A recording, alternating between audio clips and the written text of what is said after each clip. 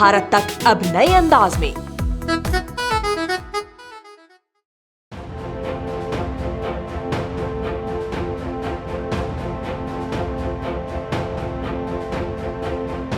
रूस के राष्ट्रपति व्लादिमीर पुतिन कल भारत आए और उन्होंने प्रधानमंत्री नरेंद्र मोदी के साथ बातचीत की। इनकी बैठक हुई। आपको बता दें कि शिखर सम्मेलन के लिए व्लादिमीर पुतिन भारत आए थे।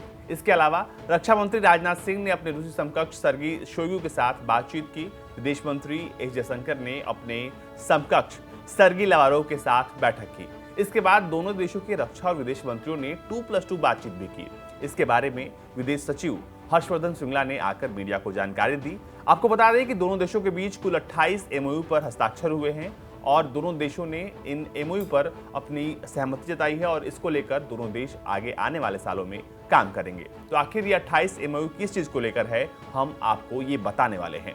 लेकिन सबसे पहले ये जान लीजिए कि S-400 मिसाइल प्रणाली को लेकर श्रृंगला ने कहा कि 2+2 बातचीत के दौरान यूक्रेन सैन्य गतिविधियों के संबंध में रूसी पक्ष ने स्थिति पर संक्षिप्त जानकारी दी। उन्होंने कहा कि S-400 की आपूर्ति शुरू हो चुकी है और जारी रहेगी। श्रृंगला ने आगे कहा कि रूस के राष्ट्रपति पुतिन का हमारे वार्षिक सम्मेलन के लिए भारत आने का फैसला दोनों देशों के द्विपक्षीय संबंधों को और प्रधानमंत्री के साथ उनके निजी संबंधों को महत्व को दर्शाता है। लेकिन आइए एक नजर डालते हैं कि आखिर ये समझौते किस चीज को लेकर हैं। जो समझौते हुए वो व्यापार, ऊर्जा, संस्कृति, बौद्धिक संपदा, जनशक्ति, बैंकिंग में साइबर हमला, अकाउंटेंसी और कई क्षेत्रों को लेकर हुए।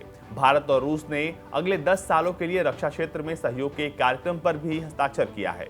श्रृंगला ने कहा है कि प्रधानमंत्री नरेंद्र मोदी ने रूस में भारतीय समुदाय के हित के लिए खास तौर पर कोरोना वायरस महामारी के दौरान कदम उठाने के लिए राष्ट्रपति पुतिन को धन्यवाद कहा।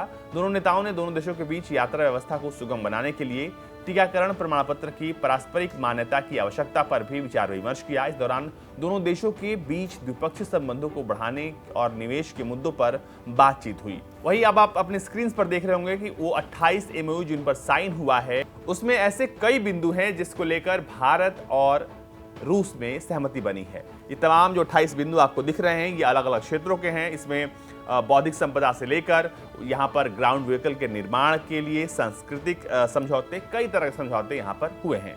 विदेश सचिव ने आगे बताया है कि पिछले साल के मुकाबले भारत और रूस के बीच कारोबार में इजाफा हुआ है। दोनों देश इस ओर और कदम बढ़ाने के अवसर तलाश रहे हैं। कारोबार और निवेश को लेकर कुछ निश्चित योजनाएं बनी है। इनमें जलमार्ग, उर्वरक, कोयला, स्टील, कुशल मैन पावर जैसे क्षेत्र शामिल हैं। उन्होंने कहा कि बीते कुछ समय में खाना पकाने में इस्तेमाल होने वाले कोयला आपसी सहयोग के लिए एक प्रमुख क्षेत्र के तौर पर उभरा है। उन्होंने कहा कि भारत ने तेल और गैस के साथ पेट्रोकेमिकल्स के क्षेत्र में भी निवेश बढ़ाने में रुचि दिखाई है। हम रूस के साथ अपने बौद्ध समुदाय को जोड़ने की और काम कर रहे हैं। रूस में लगभग 1.5 करोड़ बौद्ध धर्म के अनुयायी निवास करते हैं। उन्होंने कहा कि ये समुदाय तीर्थ यात्रा और भारत की ओर काफी रुचि रखता है। श्रृंगला ने कहा कि इन सब स्थितियों को देखते हुए हम दोनों देशों के लिए सांस्कृतिक सहयोग भी बहुत महत्वपूर्ण है। कुल मिलाकर अगर आप इन तमाम एमओयूज पर नजर डालेंगे तो आपको ये समझ में आएगा कि जो तमाम समझौते हुए हैं ये मौजूदा हालात के लिए बेहतर हैं और आगे आने वाले समय में भारत और रूस एक साथ जब मिलकर काम करेंगे और ये तमाम एमओयू पर जब काम होगा तो वाकई में दोनों देशों के जो संबंध है वो आने वाले वक्त में बहुत बेहतर हो जाएंगे।